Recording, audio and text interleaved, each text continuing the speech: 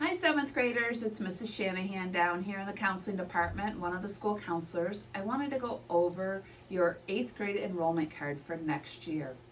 You're going to be seeing this video in your math class, and your math teachers have your enrollment cards.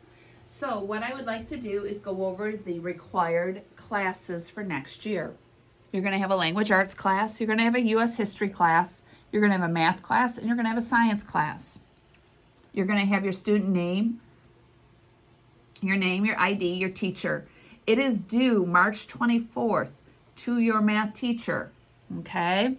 Now, this is a little bit different for you guys than what you're used to in the past.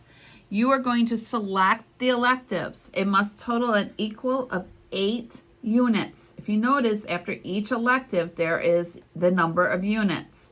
So you need to remember that there's 8 between this box and between this box. So 8 between those two sets of boxes, okay? So now, that's pretty self-explanatory. You just add up the units. But I do want to talk to you about these high school classes. You can take some high school classes that are required to graduate from high school. There is health. It's a half a credit, and it is required, okay? Personal fitness is another required class, but let's say you're a band kid. If you take band in high school for 2 years, you will have that personal fitness class waived, so you know. The other thing too that's required in high school is 2 years of the same foreign language. So we do offer Spanish 1 here. So you can start getting some of your credits out of the way at Mason. But with those credits, guys, you're starting to develop your grade point average or your GPA. So let's say this is how they're going to figure out your GPA. Each letter has a numerical value. So like every A is a 4, every B is a 3, every C is a 2, a D is a 1, and an E is a 0. So let's say you are going to get, let's say you got 3 A's, 2 B's, and 1 C. Okay, they're going to add a value to it.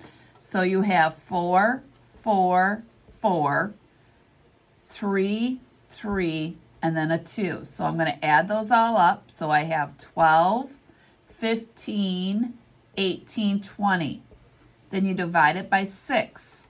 And that's going to give us a 3.3 grade point average. Now, that's how they figure out your grade point average, and you get one throughout the whole year, all the 4 years that you are at the high school. There's a cumulative grade point.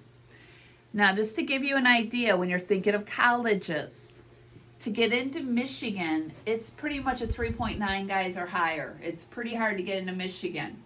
Michigan State's about a 3.5 or higher, and let's say Central is roughly about a 3.2 or higher, just to give you an idea of universities and what they're looking at for grade point averages.